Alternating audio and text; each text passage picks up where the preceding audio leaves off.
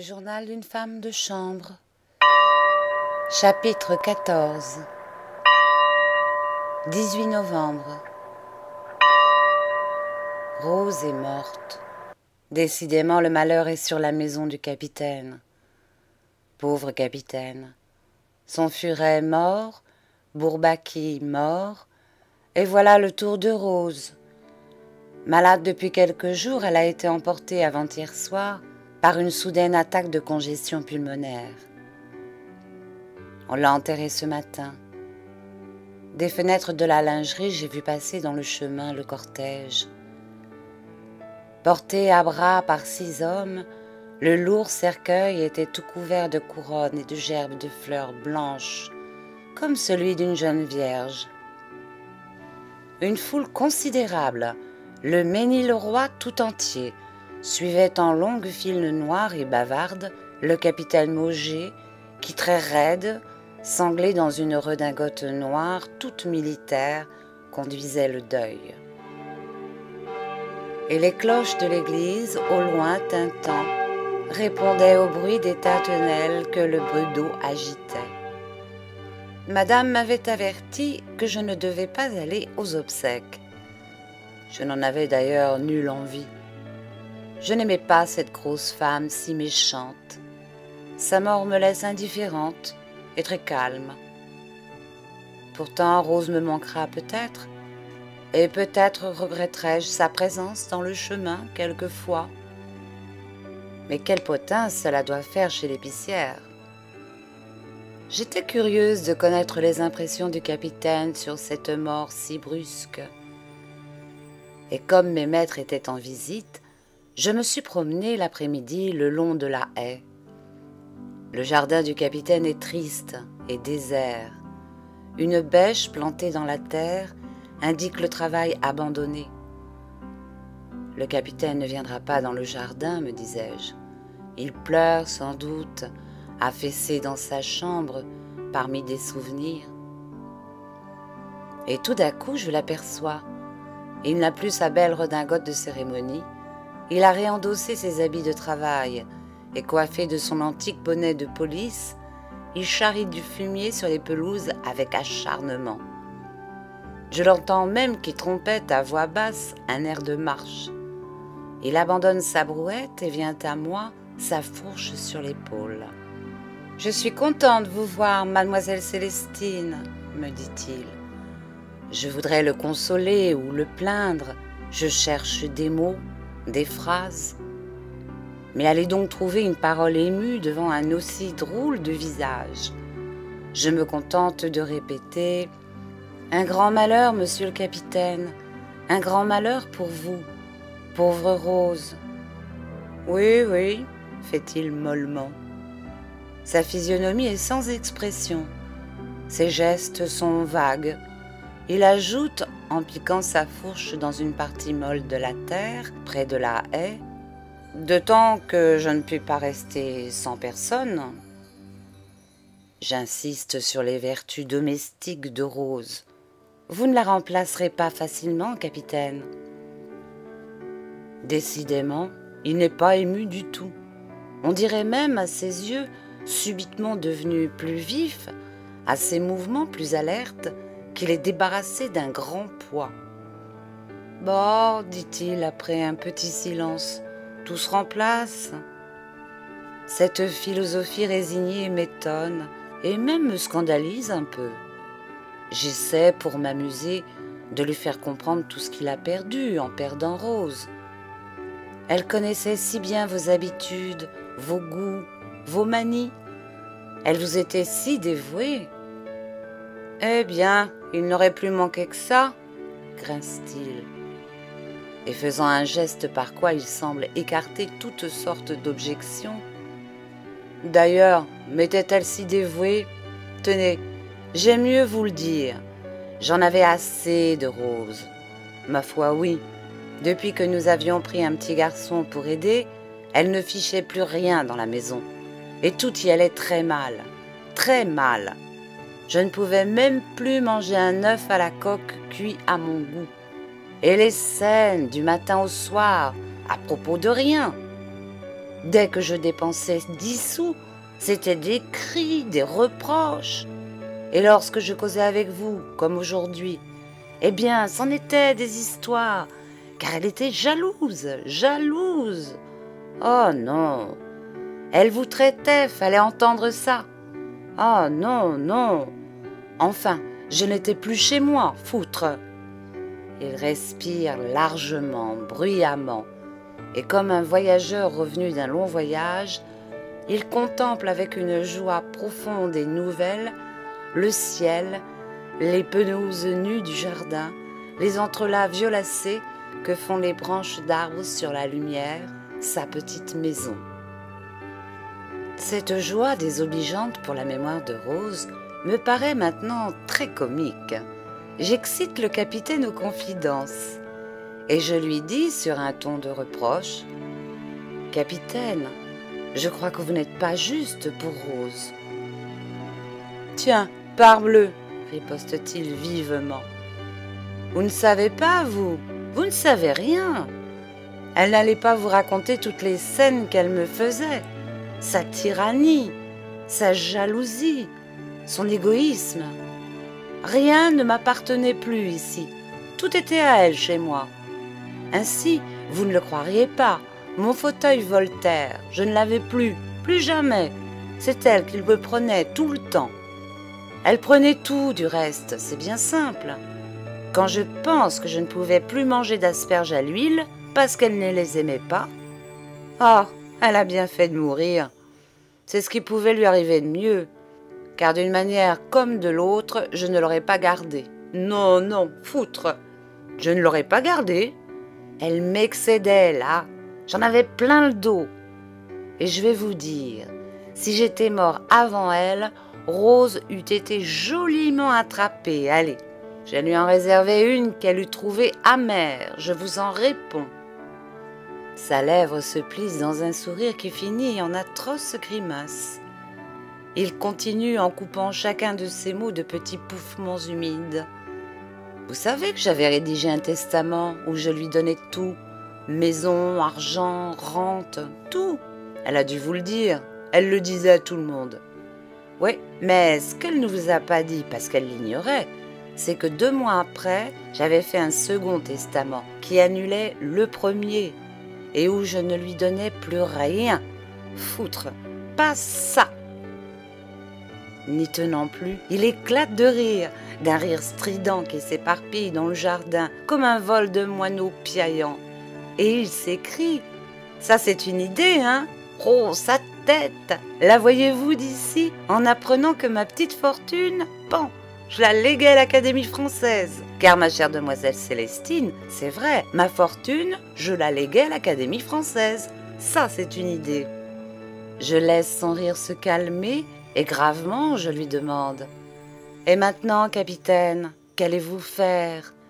Le capitaine me regarde longuement, me regarde malicieusement, me regarde amoureusement, et il dit « Eh bien voilà, ça dépend de vous. » « De moi ? » ?»« Oui, de vous seul. » »« Et comment ça ?» Un petit silence encore, durant lequel le mollet tendu, la taille redressée, la barbiche tordue et pointante, il cherche à m'envelopper d'un fluide séducteur. « Allons, fait-il tout d'un coup, allons droit au but, parlons carrément, en soldat. Voulez-vous prendre la place de Rose? Elle est à vous. » J'attendais l'attaque. Je l'avais vu venir du plus lointain de ses yeux. Elle ne me surprend pas. Je lui oppose un visage sérieux, impassible. « Et les testaments, capitaine? » « Je les déchire, nom de Dieu !» J'objecte. « Mais je ne sais pas faire la cuisine. » « Je la ferai, moi. Je ferai mon lit, le vôtre, foutre. Je ferai tout. » Il devient galant, égrillard. Son œil s'émerillonne. Il est heureux pour ma vertu que la haie me sépare de lui, sans quoi je suis sûre qu'il se jetterait sur moi.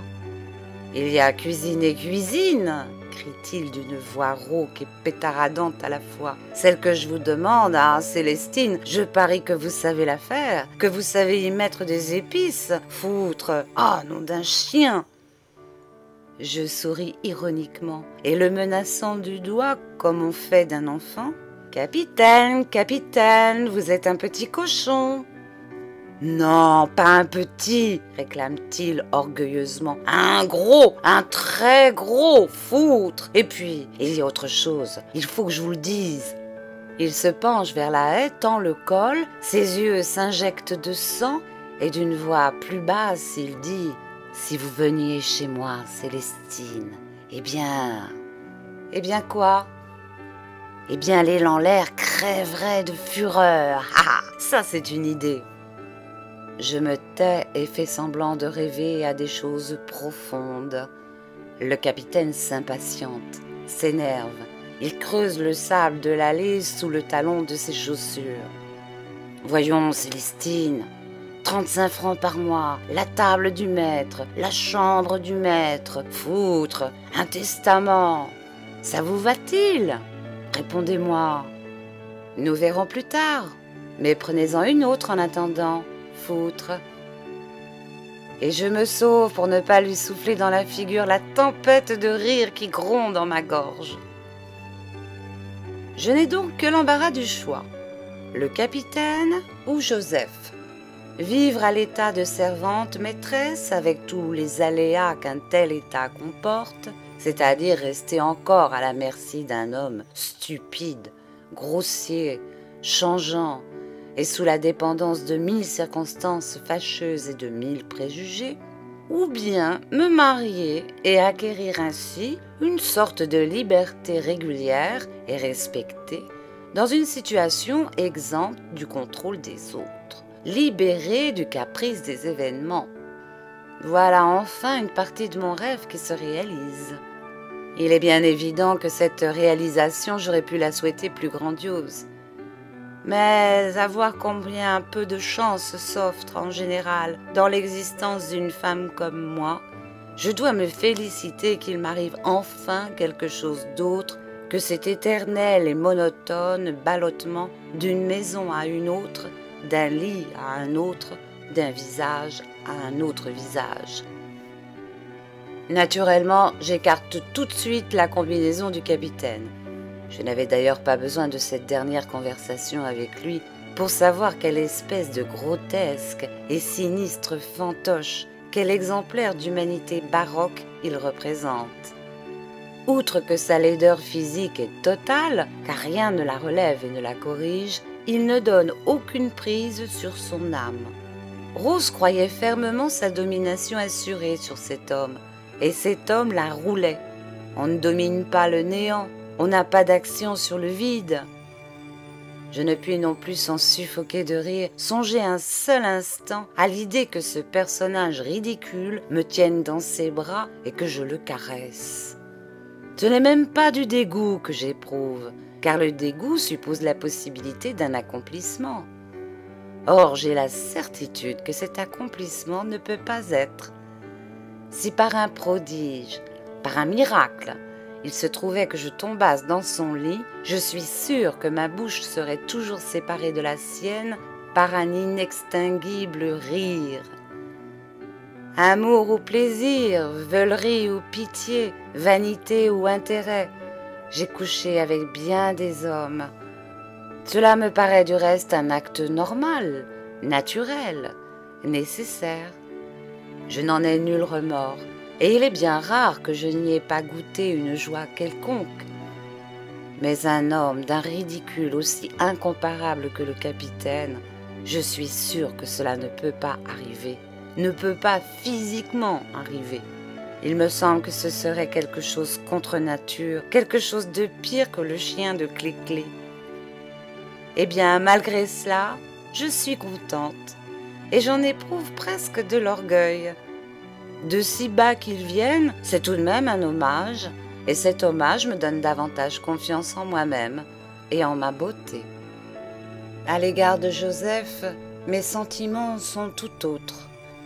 Joseph a pris possession de ma pensée, il la retient, il la captive, il l'obsède. Il me trouble, m'enchante et me fait peur tour à tour. Certes, il est laid, brutalement, horriblement laid, Mais quand on décompose cette laideur, elle a quelque chose de formidable, qui est presque de la beauté, qui est plus que la beauté, qui est au-dessus de la beauté, comme un élément.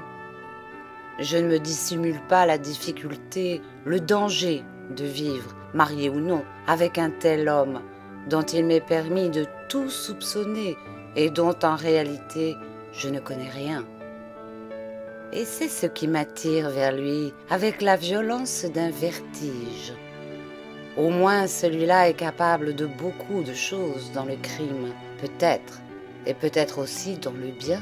Je ne sais pas. Que veut-il de moi? Que fera-t-il de moi?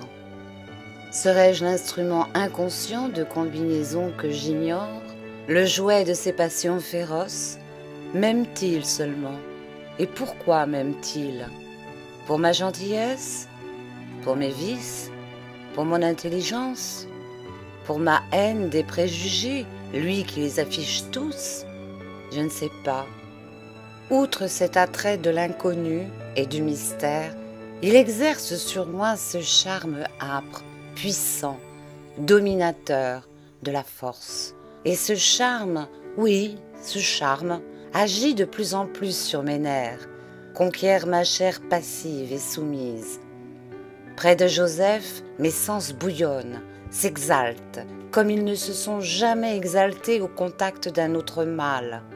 C'est en moi un désir plus violent, plus sombre, plus terrible même que le désir qui pourtant m'emporta jusqu'au meurtre dans mes baisers avec Monsieur Georges. C'est autre chose que je ne puis définir exactement, qui me prend tout entière par l'esprit et par le sexe, qui me révèle des instincts que je ne me connaissais pas, instincts qui dormaient en moi à mon insu et qu'aucun amour, aucun ébranlement de volupté n'avait encore réveillé.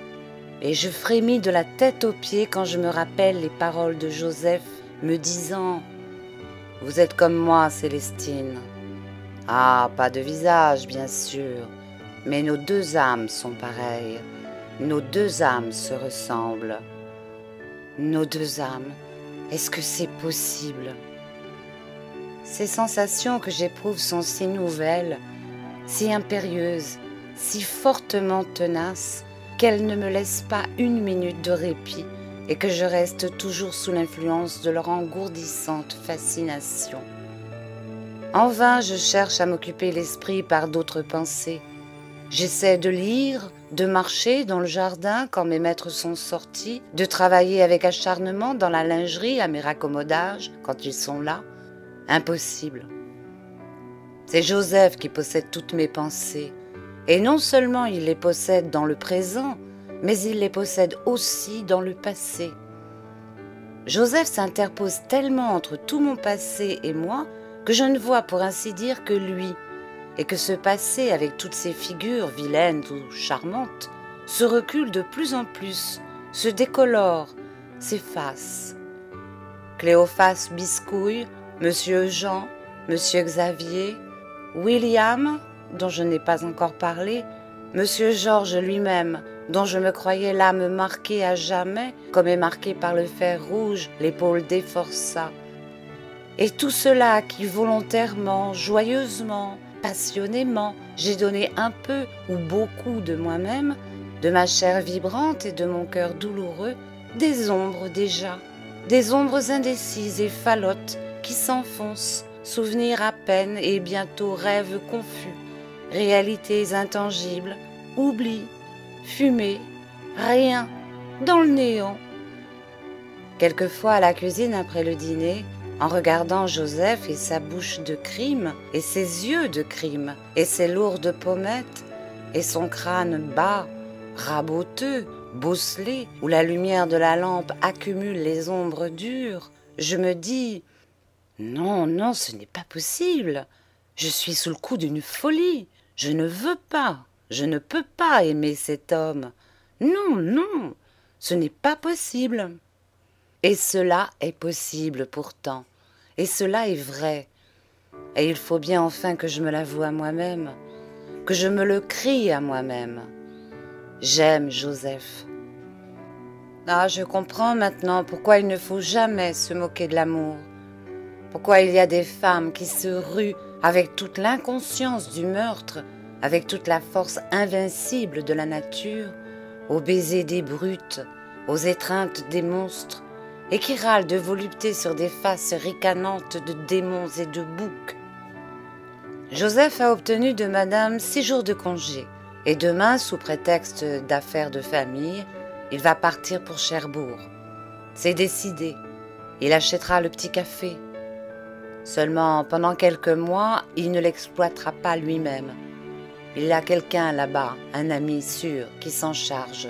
« Comprenez, me dit-il, il faut d'abord le repeindre, le remettre à neuf, qu'il soit très beau, avec sa nouvelle enseigne en lettres dorées, à l'armée française. Et puis, je ne peux pas quitter ma place encore. Ça, je ne peux pas. » « Pourquoi ça, Joseph ? » ?»« Parce que ça se peut pas, maintenant. »« Mais quand partirez-vous pour tout à fait ?» Joseph se gratte la nuque, glisse vers moi un regard sournois, et il dit « Ça, je n'en sais rien. Peut-être pas avant 6 mois d'ici, peut-être plus tôt, peut-être plus tard aussi. On ne peut pas savoir, ça dépend. » Je sens qu'il ne veut pas parler. Néanmoins, j'insiste. « Ça dépend de quoi ?» Il hésite à me répondre, puis sur un ton mystérieux et en même temps un peu excité, « D'une affaire, fait-il, d'une affaire très importante. »« Mais quelle affaire ?»« D'une affaire, voilà. » Cela est prononcé d'une voix brusque, d'une voix où il y a non pas de la colère, mais de l'énervement. Il refuse de s'expliquer davantage. Il ne me parle pas de moi. Cela m'étonne et me cause un désappointement pénible. Aurait-il changé d'idée ? Mes curiosités, mes hésitations l'auraient-elles lassé ? Il est bien naturel cependant que je m'intéresse à un événement dont je dois partager le succès ou le désastre.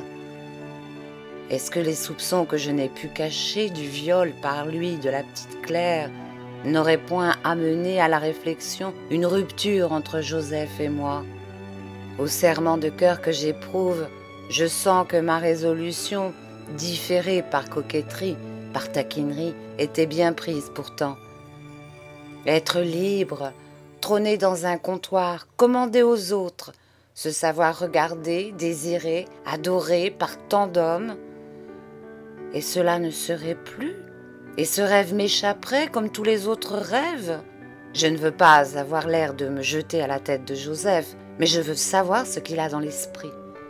Je prends une physionomie triste et je soupire. Quand vous serez parti, Joseph, la maison ne sera plus tenable pour moi.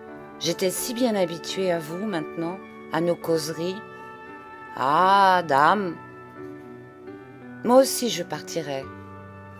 Joseph ne dit rien. Il va, vient dans la sellerie, le front soucieux, l'esprit préoccupé, les mains tournant un peu nerveusement dans la poche de son tablier bleu, un sécateur. L'expression de sa figure est mauvaise. Je répète en le regardant aller et venir, « Oui, je partirai, je retournerai à Paris. » Il n'a pas un mot de protestation, pas un cri, pas un regard suppliant vers moi. Il remet un morceau de bois dans le poêle qui s'éteint, puis il recommence de marcher silencieusement dans la petite pièce. Pourquoi est-il ainsi ? Il accepte donc cette séparation ? Il la veut donc ? Cette confiance en moi, cet amour pour moi qu'il avait, il les a donc perdus ? Ou simplement redoute-t-il mes imprudences, mes éternelles questions ? Je lui demande un peu tremblante, « Est-ce que cela ne vous fera pas de la peine à vous aussi, Joseph, de ne plus nous voir ?»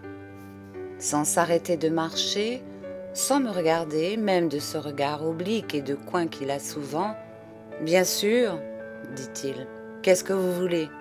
On ne peut pas obliger les gens à faire ce qu'ils refusent de faire. Ça plaît ou ça ne plaît pas. Qu'est-ce que j'ai refusé de faire, Joseph ? Bon, et puis vous avez toujours de mauvaises idées sur moi, continue-t-il sans répondre à ma question. Moi ? Pourquoi me dites-vous cela ? Parce que Non, non, Joseph, c'est vous qui ne m'aimez plus. C'est vous qui avez autre chose dans la tête maintenant. Je n'ai rien refusé, moi. J'ai réfléchi, voilà tout. C'est assez naturel, voyons. On ne s'engage pas pour la vie sans réfléchir. Vous devriez me savoir gré, au contraire de mes hésitations. Elles prouvent que je ne suis pas une évaporée, que je suis une femme sérieuse. Vous êtes une bonne femme, Célestine, une femme d'ordre. Eh bien alors ? Joseph s'arrête enfin de marcher et fixant sur moi des yeux profonds et encore méfiants, et pourtant plus tendres. « Ça n'est pas ça, Célestine, dit-il lentement. Ne s'agit pas de ça. Je ne vous empêche pas de réfléchir, moi, parbleu. Réfléchissez, nous avons le temps, et j'en recauserons à mon retour. Mais ce que je n'aime pas, voyez-vous, c'est qu'on soit trop curieuse. Il y a des choses qui ne regardent pas les femmes. Il y a des choses... » Et il achève sa phrase dans un hochement de tête. Après un moment de silence, « Je n'ai pas autre chose dans la tête, Célestine. Je rêve de vous. J'ai les sangs tournés de vous. Aussi vrai que le bon Dieu existe, ce que j'ai dit une fois, je le dis toujours. J'en recauserons. Mais il ne faut pas être curieuse. Vous faites ce que vous faites. Moi, je fais ce que je fais. Comme ça, il n'y a pas d'erreur, ni de surprise. » S'approchant de moi, il me saisit les mains. « J'ai la tête dure, Célestine, ça oui. Mais ce qui est dedans, y est bien. On ne peut plus l'en retirer après. Je rêve de vous, Célestine, de vous, dans le petit café. » Les manches de sa chemise sont retroussées en bourrelet jusqu'à la saignée. Les muscles de ses bras énormes, souples, huilés comme des bielles, faits pour toutes les étreintes, fonctionnent puissamment, allègrement sous la peau blanche. Sur les avant-bras et de chaque côté des biceps, je vois des tatouages, cœurs enflammés, poignards croisés au-dessus d'un pot de fleurs.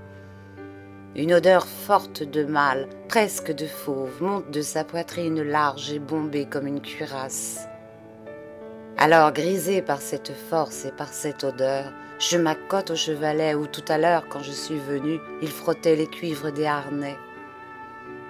Ni monsieur Xavier, ni monsieur Jean, ni tous les autres, qui étaient pourtant jolis et parfumés, ne m'ont produit jamais une impression aussi violente que celle qui me vient de ce presque vieillard à crâne étroit, à face de bête cruelle. Et l'étreignant à mon tour, tâchant de faire fléchir sous ma main ses muscles durs et bandés comme de l'acier. « Joseph, lui dis-je d'une voix défaillante, il faut se mettre ensemble, tout de suite, mon petit Joseph. Moi aussi je rêve de vous, moi aussi j'ai les sangs tournés de vous. » Mais Joseph, grave, paternel, répond « Ça ne se peut pas maintenant, Célestine. » « Oh, tout de suite, Joseph, mon cher petit Joseph. » Il se dégage de mon étreinte avec des mouvements doux. « Si c'était seulement pour s'amuser, Célestine, bien sûr. Oui, mais c'est sérieux, c'est pour toujours. Il faut être sage. On ne peut pas faire ça avant que le prêtre y passe. » Et nous restons l'un devant l'autre, lui les yeux brillants, la respiration courte, moi les bras rompus, la tête bourdonnante, le feu au